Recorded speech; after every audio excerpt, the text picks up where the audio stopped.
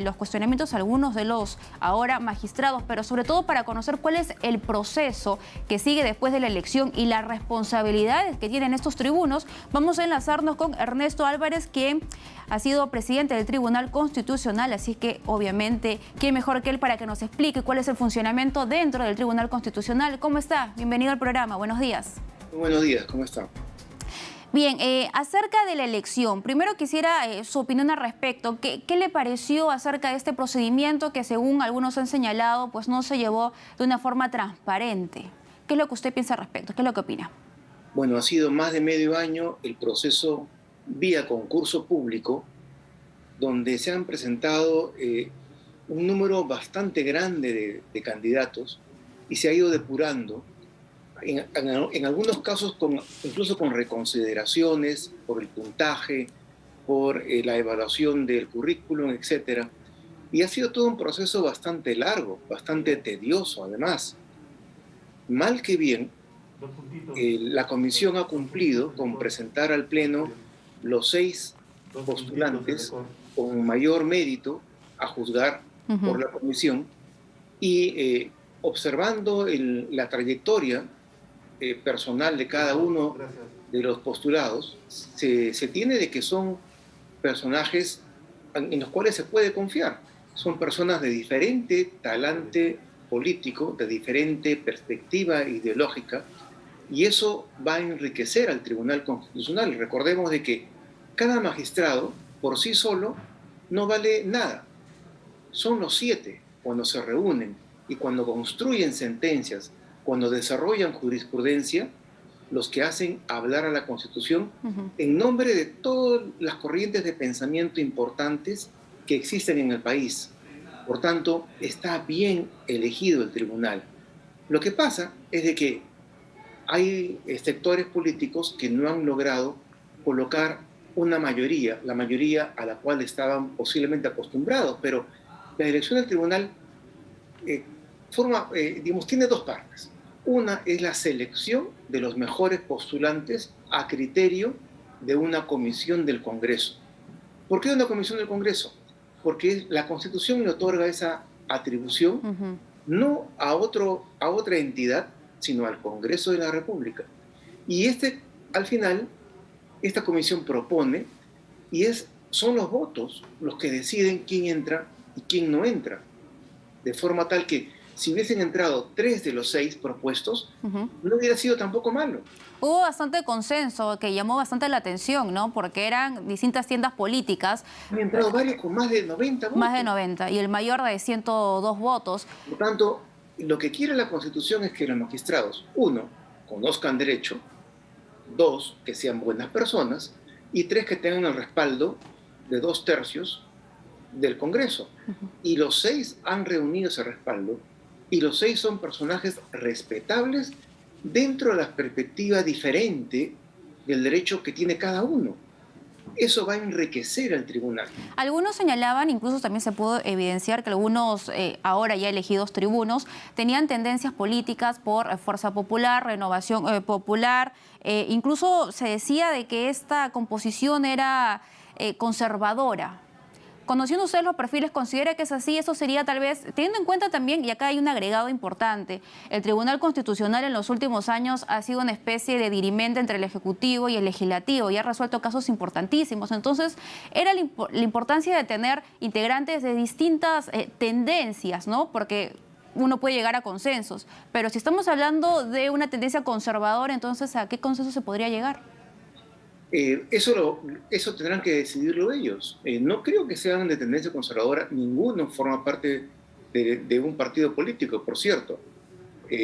Por ejemplo, el profesor Ochoa es un distinguido miembro del claustro de la Católica. Ha escrito sobre constitución económica desde una perspectiva estatista, keynesiana, ajena, por ejemplo, a mi pensamiento y al pensamiento de varios de los tribunos elegidos, pero totalmente válido. O sea, en el derecho constitucional, así como en la ciencia política, no hay una sola verdad. No he podido distinguir a ningún fujimorista, tampoco. Cada uno ha tenido el apoyo necesario de 2 o 3 bancadas, porque si no, no llegan a más de 90 votos.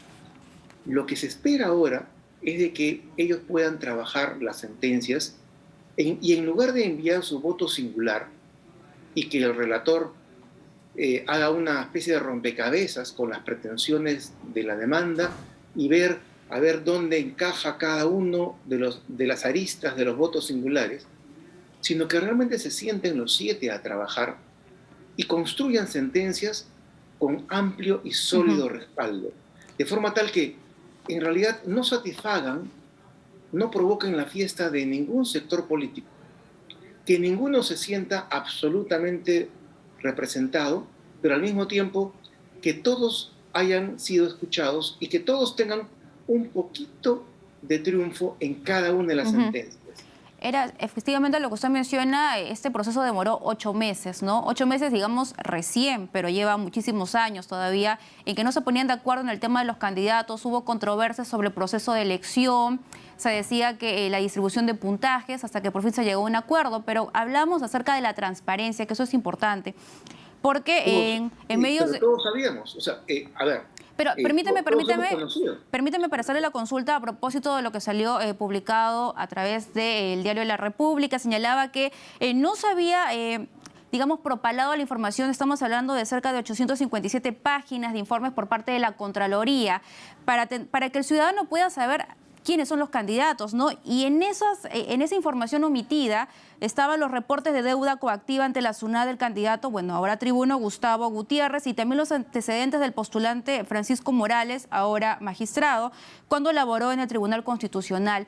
Y mi consulta es, esto también señalan que todo lo que viene ocurriendo, esta falta de transparencia, según la denuncia, está bajo el conocimiento del Tribunal de Transparencia y Acceso a la Información Pública, ¿no? Y es el Ministerio Público que decidirá si habrá una investigación. Pero ¿usted considera que esto podría en alguna forma devenir y llevarse a cabo en un panorama similar al que ocurrió con Gonzalo Manuel Ortiz de Ceballos, que pese a haber sido elegido, pues el Congreso desistió, ¿no?, de ese nombramiento? ¿Podría haber un panorama similar? No, y es vergonzoso que un medio de prensa importante, junto con un sector político, haga una especie de berrinche mediático, tratando de destruir la reputación y bajarse la elección ya efectuada por el Congreso de 2 personajes que considera sus adversarios. Porque de esa misma manera, un grupo de profesores de Derecho podríamos también atacar al que ha sido elegido más cercano a ellos. Y eso sería inapropiado, sería la manipulación de la opinión pública en favor de determinada corriente política. Pero ¿no debería haberse hecho pública esta información, teniendo en cuenta el alto cargo que van a representar, van a ejercer? Yo recuerdo sinceramente que lo de Gutiérrez fue debatido en la comisión y todos los que de alguna manera hemos seguido el proceso sabíamos. El estudio del profesor Gutiérrez, al parecer tenía una deuda que estaba siendo discutida ante la SUNAT. Pero esa situación la tienen muchos estudios de abogados, grandes y pequeños. Empresas muy grandes entran a discutir con la SUNAT, al final son vencidas y tienen que pagar en forma coactiva. Eso no es por sí solo, no es un elemento que pueda excluir la participación de ningún abogado en ejercicio. Lo que pasa es de que hay otros profesionales que en realidad no ejercen y en realidad viven de las consultorías o de elaborar informes para el Estado y nunca han arriesgado nada. Los abogados que litigan arriesgan, forman empresa en sus estudios y les va bien y les va mal por temporadas, como cualquiera o a la mayoría de los peruanos. Por tanto, deber a la SUNAT no puede ser una falta tan grave como para no ser magistrado. No, pero la consulta era que en aras de la transparencia, ¿no? Porque sí fue conocido. Claro, sí fue el tema conocido. está que mucho... Claro. Los que hemos seguido el proceso Y los congresistas han Exacto. conocido el Los tema. congresistas de la comisión encargada, ¿no?, de la selección conocían el tema porque se ha discutido, algunas personas con acceso a la información también. Pero ¿qué sucede con la gente que nos está viendo que muchas veces no tiene acceso a la información y que se entera de estas denuncias precisamente dentro del debate entre los parlamentarios? Pero si este debate no se produce, esa información por la mayoría no se No, conoce. es que el debate en pleno no puede producirse. Es más, en la anterior elección del pleno que ya había cumplido su mandato, no hubo concurso público. O sea, no solamente que no hubo debate en su elección en el pleno, sino que no hubo concurso público. Pero los mismos que protestan ahora protegieron a los magistrados que fueron elegidos por invitación. Ujú. Y incluso uno de esos magistrados mintió en su currículum y fue protegido por el mismo medio de comunicación que ahora se escandaliza de que la presidenta del Congreso no haya abierto al debate porque en realidad no había nada que debatir. La propuesta de la comisión estaba en la mesa y los congresistas podían votar a favor o en contra. Si se abría el debate, no iba a haber elección. O sea, fue una situación de un intento de filiburismo, que es un boicot para que ejercen el grupo minoritario en cualquier parlamento del mundo. Se lo inventaron los irlandeses del Sinn Féin en Inglaterra, en el parlamento inglés, para evitar que se lleve a votación.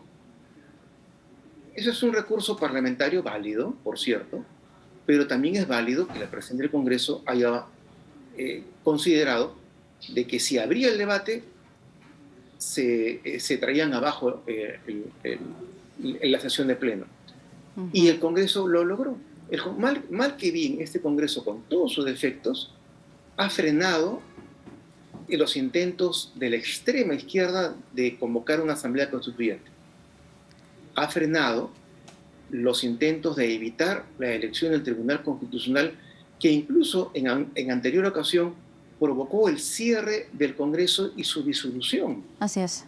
O sea, Con este es Martín un Vizcarra. tema de los grupos políticos que han hecho escándalo anoche, son los que han propiciado incluso una disolución del Congreso para evitar que se elija a los miembros del tribunal cumpliendo la Constitución. O sea, no es un capricho del actual Congreso. Hace más de 2 años que los congresos están sufriendo incluso los embates del Ejecutivo, incluso demandas de inconstitucionalidad e incluso sentencias del propio tribunal para evitar ser vacado.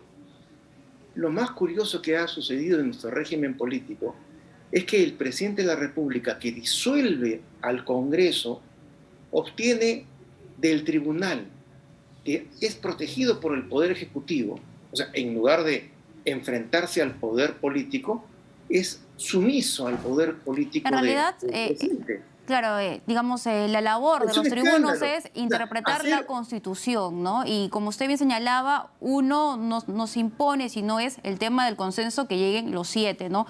Entonces, esa es y ha habido la... consenso, o sea, Y lo ¿qué hubo. mejor? ¿Ha habido concurso público?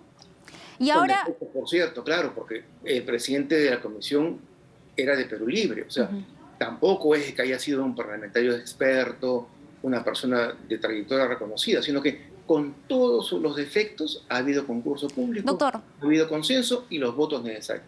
¿y ahora qué es lo que sigue? Es decir, ya se dio el nombramiento, ya fueron elegidos los 6 tribunos que quedaban pendientes.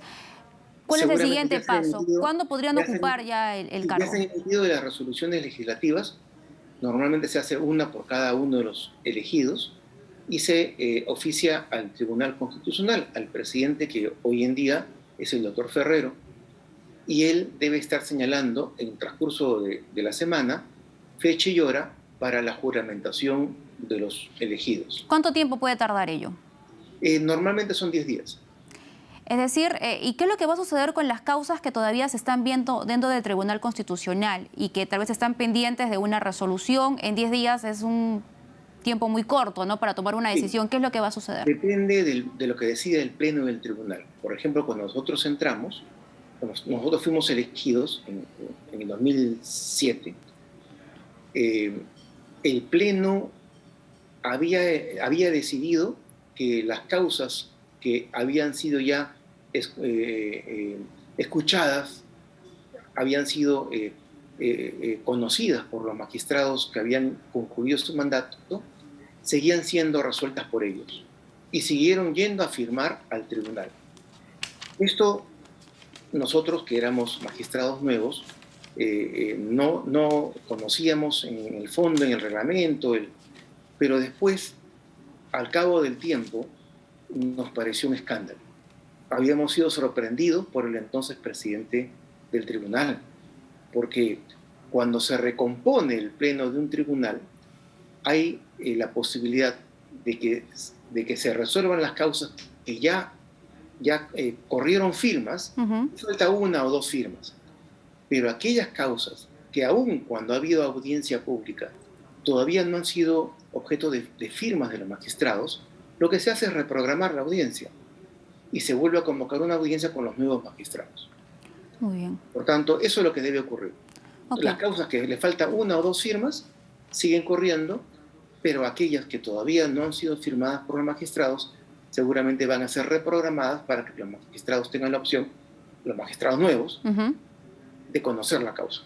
Muy bien, muchísimas gracias por esa entrevista, por ayudarnos a entender cuál es el procedimiento que sigue dentro del Tribunal Constitucional una vez elegidos los nuevos tribunos. Muchas gracias, ha sido con nosotros Ernesto Álvarez, expresidente del Tribunal Constitucional. Ahora le comentamos que el ministro del Interior